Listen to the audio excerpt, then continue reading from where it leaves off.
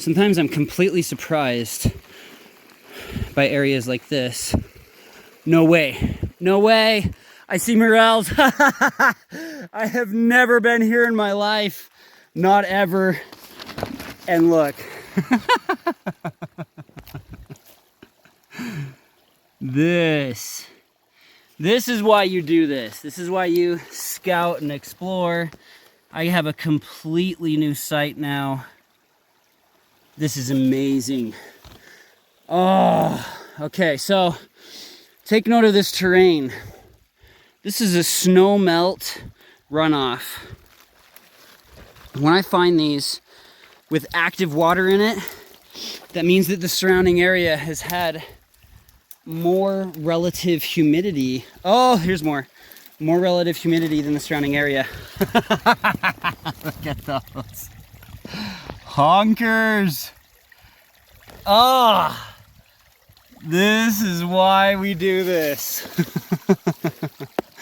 I know I'm gonna find like a ton here. Telling you right now, it's gonna be around 30 or 40 in a 200-foot area.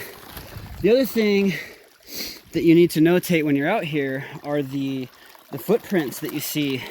Mostly, I'm seeing deer.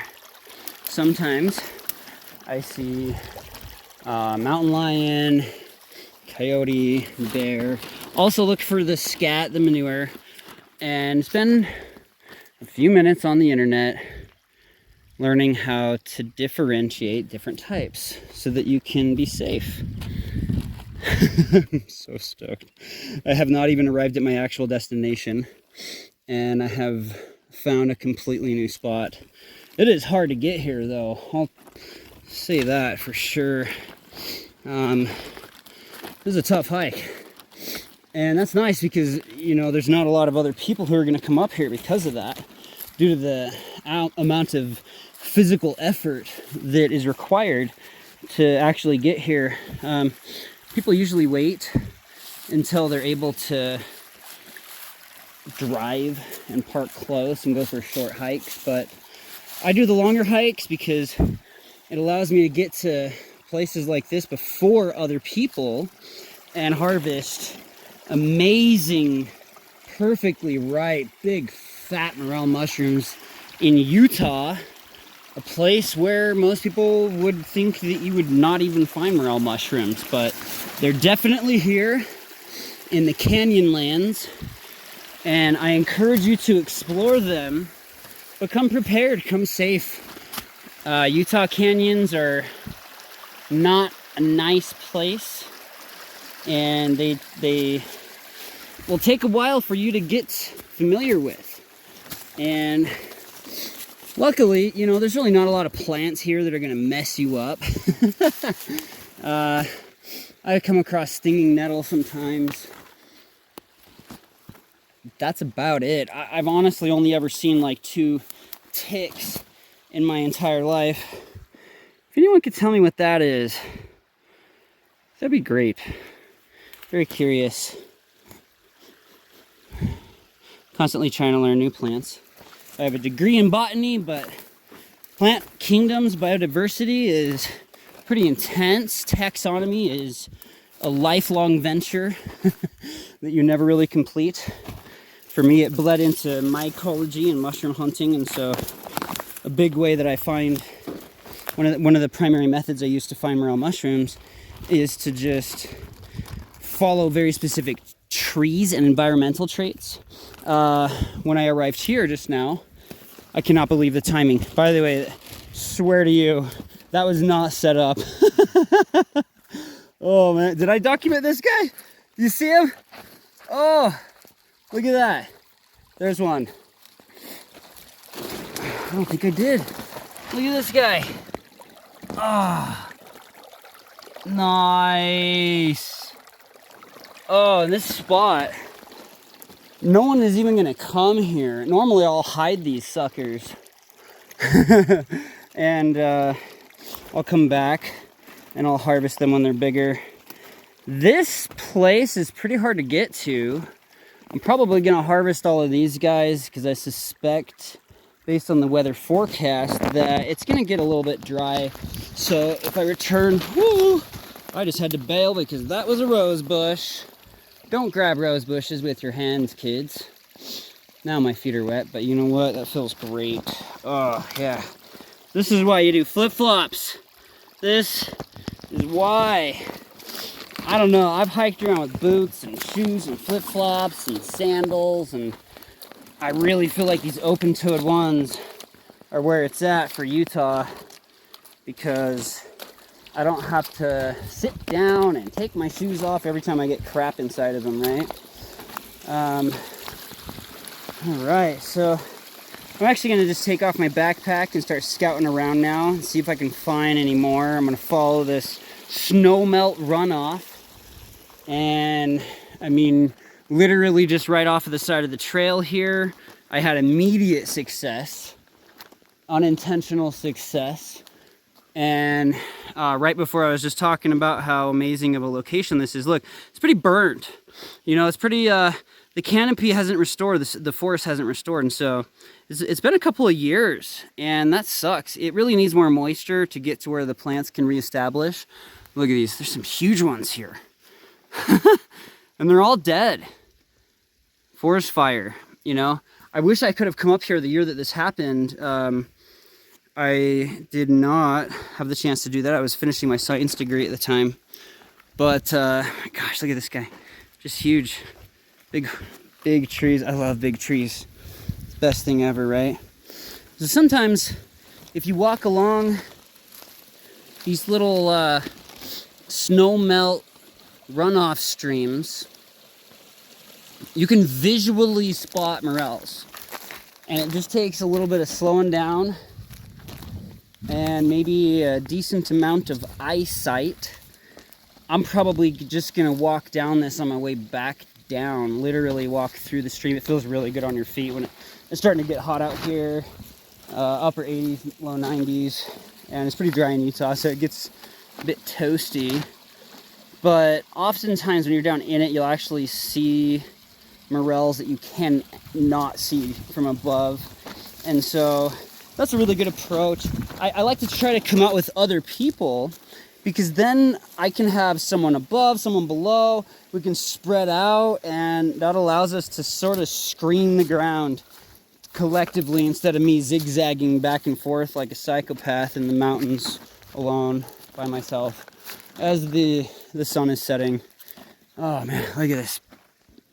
Kind of prehistoric looking place. It's so interesting. Well, I had to cut myself off at some point and start traveling, so I'm gonna get to that conifer forest before I lose my light. Probably have about 2 hours left before I need to start running back down the mountain frantically. So I'm gonna keep going and get to my destination. That is fantastic news. Just in one of these snowmelt runoffs, I found, what was it, 5 big fat Morchella snyderi. I'm really excited. This is just such a beautiful place, and I absolutely love the canyons in Utah. They're the most, to me, the most special part of Utah, the Canyonlands. I love canyoneering more than any other activity in Utah. Personally, a little sick of the deserts. Oh, here we go. Found another one. Look at this guy. This is why you slow down, man. So beautiful. That's a good 3.5 incher. Super awesome. No way. Oh, look at this fatty. And I just got stabbed. Stinging nettle. Crap. Oh, that stings. Yeah, they like to grow in the nettle. Anybody, I'm pretty sure that one is actual stinging nettle. So I think we're at 7 big fat. Oh my gosh. 8, 9, 10. Look at these. You see this guy? Beautiful. All right, well, I know where I'm hiking on my way back down. This snowmelt runoff has got to be full. I bet the spores, oh, I see another one. See, right, I told you, right when I get into it, I'm gonna start seeing a lot more as I go through, but ow, that stinging nettle got me. I told my wife I would try to not let the mountain injure me too much today. 2 more, 3, oh, 4, 5, oh my gosh, okay. I really want to get where I'm going so I can just hike down this thing. This is amazing. All right, I'm gonna end this video or I'm not gonna actually collect any mushrooms. Oh, here's another one. Boom, you see him? Right there. Oh, yes. Love you, Utah. Love you, science. Thank you for helping me learn how to find morel mushrooms progressively over years through statistical analysis. Okay, where'd it go? Here we go. See that? Oh, big fat fatty. Yes.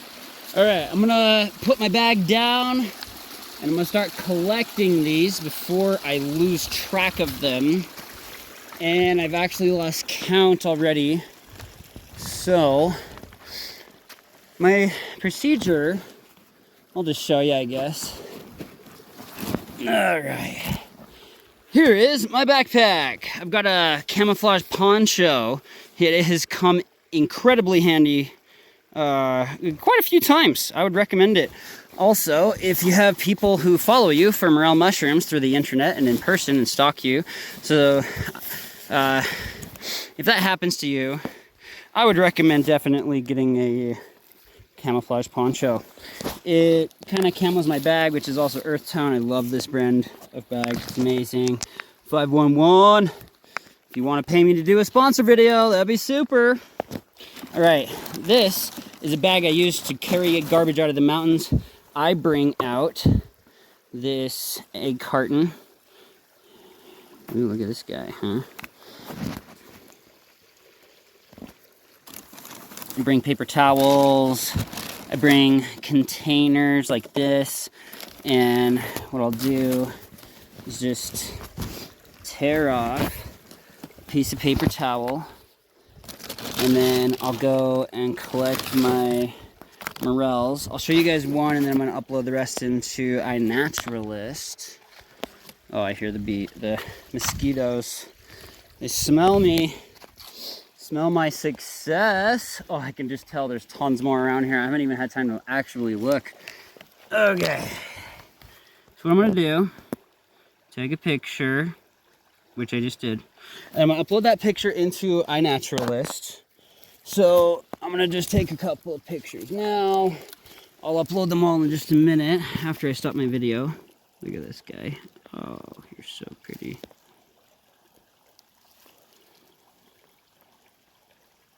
I would recommend tapping on your screen before you take a picture of the thing you're taking a picture of because it will help your phone to focus in.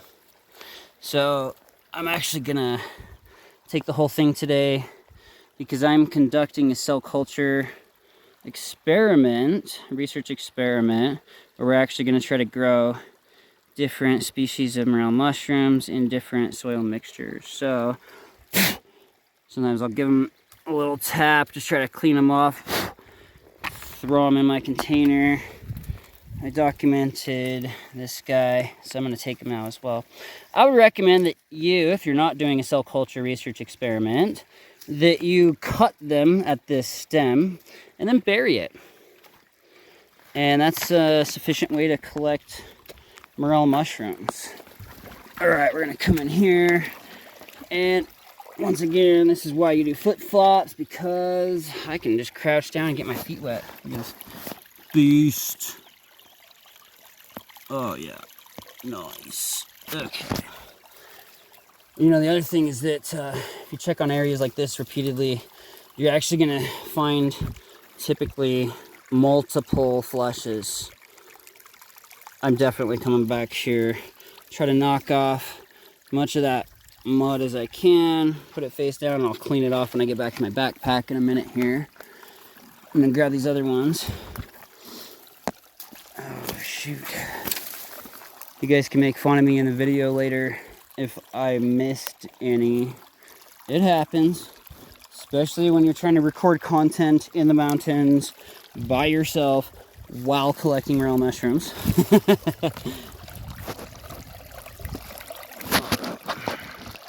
at this guy. Just beautiful, huh? Also, I'd advise you to not drop your phone into the river. That will make it so it might not work anymore. Oh yeah, look at that. Look at this. Beautiful. So it's darkened. This is very likely Morchella schneideri. The darkening means that it has had a chance to release spores. It gets dark because of the oxidation of spores, in most cases, not all. And what I'm doing now is just hitting off any of the actual debris in which I don't see any mycelium or sclerotial development. And then I'll cut it and clean it with my knife in a minute. I actually don't remember if I had any more up here or not. Probably. Well, this is going to be a really long video segment, so I'll take this time to ask you kindly to please like this video, subscribe to my channel, which, by the way, is free. If you do subscribe, you'll be able to, for free, see more content like this as I release it in the future. And I would really appreciate your support. I am a scientist who has self-funded pretty much everything I've ever done. Oh, fatty. Right here. See it? Look at that. Boom. Nice. Okay, so I'm just taking pictures, and I'm gonna manually upload it into iNaturalist after I finished collecting. Nice, dude. Look at that. Beautiful. Dude, I need to go back. Someone's gonna steal my backpack. Look at these. Oh, yes. Beautiful. I think I might. I'm so tempted to leave them. Just come back. Yeah, I think I'm gonna leave these guys, and I'll do another video and see if they're still here, because I didn't see any stumps. So that means that I probably don't have any competition here, which is amazing. And man, it's like every 6 to 12 feet, I'm finding more clusters of morel mushrooms, and I just arrived here. Completely new spot. Super stoked. This is why you explore, guys. Sometimes I find way more exploring than I do going back to my same sites, and then in future years it gives me a lot more options as far as places to look, right? I would highly recommend looking at places where you found them in the past. You will probably have a lot more success by doing that. As far as overall, harvesting, how much weight you actually harvest per year. I had a 10-pound day recently. Pretty awesome for Utah. I had a friend who's like, yeah, man, sometimes we have 1,000-pound years where it's 1,000 pounds a person. I'm like, dude, you're such a Washingtonian. Of course you do, in Washington. So you can still find a lot of morels in Utah. You just need to get familiar with their habitats. They love the snowmelt runoffs, obviously. They're worth putting on some flip-flops. Oh, I feel so good on my feet right now. The cool water. Putting on some flip-flops and just walking through the river. It's a good time. Even if you don't find any, and don't stress out about it. A lot of people really get stressed, I find, about morel mushrooms, because they will commit, 1 to 5 years of time, energy, research, gas money, peer review, just to try to find their first one, right? And I've heard of people who have gone 5 years and not found them, which is, if that's happened to you, hit me up and I will help you find morel mushrooms. Guaranteed, we will find them. I'll take you directly to them. I love doing citizen science research. It's a big part of what I do because it enables me to get a lot more data than I ever could by myself. And it's really important to me to include citizen scientists. And the best way that you can contribute to scientific research and to scientists who research mushrooms, and also to contribute to yourself and your own ability and other people's ability to find mushrooms, use different apps like iNaturalist. I highly recommend and vouch for iNaturalist because it's a really fantastic learning tool, and it uses facial recognition software to help you to identify organisms. And then after that, people like me and other scientists can help you to get a more accurate identification. I would argue that most of my software-related identifications are over 90% in accuracy. And that's crazy for the software to even be able to do that, you know? Oh man, I'm gonna have to pull out my camera, my DSLR for those ones. They're just amazing, and the lighting is kind of perfect. I'm gonna try to get some nice shots of those. This guy can go though. Alright, pulling them out in the band. But yeah, these are definitely DSLRable. Look at those. Just around the river bend. Love it. And yeah, if you're stressing about morels and you're not having fun, then you're mushroom hunting wrong, man. Here in Utah, you can join the Mushroom Society of Utah, and people will take you out and they'll help you to find whatever different kind of mushroom species you're looking for. And they're a very wonderfully supportive and active citizen scientist organization, and I highly recommend them, and I vouch for them, and I'm honored to participate actively in their activities every year. I would recommend that you do the same if you live in Utah. If you don't live in Utah, you can join mycological or mushroom societies in other states. And if you're new to all of this, one thing I like to let people know is, you know, fungi are unique and diverse, just like plants are. Very, very much like plants and animals, you know, and there's all sorts. Please don't assume that the only reason that people are interested in mushrooms and fungi is for psychedelic reasons. It's a common fallacy, and it's a harmful one. It causes damage. It's something that has been, you know, used against me more than once in my life. Someone found out that I had presented at a conference, a mushroom conference, as a keynote speaker, and tried to insinuate that essentially, you know, we were all just out in the mountains doing psilocybin, and that's not accurate. There's a lot of very serious, professional, law-abiding citizens who are interested in mycology and mushrooms. I attend every year the Mycological Society of America Research Conference as a scientist to present my scientific research experiment information and publications and posters and so on with other very proud and excited scientists. Look at this haul, guys. Oh, that's totally a pound right here. So, you know, if you know anybody who is quick to assume that people who are interested in mushrooms are drug addicts, that they have insidious intentions, the right thing to do is to educate those people and inform them and be like, hey, you know, this is a really healthy activity, a family activity, and I would highly recommend it to most people. Morels are great. They taste like steak. That's my favorite analogy to make. They have a different texture than most mushrooms do, and they're very, very steaky. They're not slimy like the button mushroom cremini portobello from the grocery store. Sorry, I paused there. Meant to take a picture. Beautiful. Look at this guy. Nice. Got a little chewed on, probably from a slug. Very curious how much the squirrels and stuff like that eat at them. Oh gosh, look at those. Just sticking out, right? Beautiful. Alright, I'm gonna grab these guys and turn around before I find 1,000 more, so I can actually get to my destination.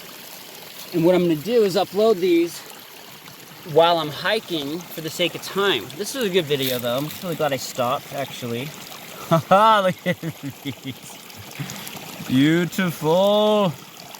As my good friend Andy would say, big fat juicy Snyders. All right, here's a trick I learned for handling morels. Put them between your finger. And then if you're at a place like this that's kind of sketchy, take them off, blow on them, put them between your fingers. And that way you can try to control the dirt a little bit.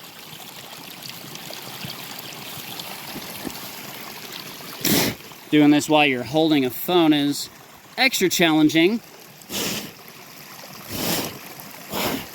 Okay, here we go. Look at these guys though, huh?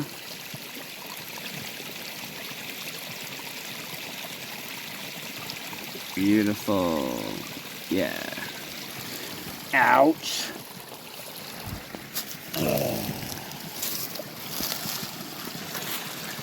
These plants sting.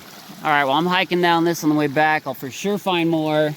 Time to head up the mountain and get to my destination, those thick conifers. Now that I found these, I'm extremely confident I'm gonna find a bunch of morels up there. I gotta bust out the DSLR, get a couple of pictures of those big fat fatties. Oh, look at this. Beautiful spread, huh?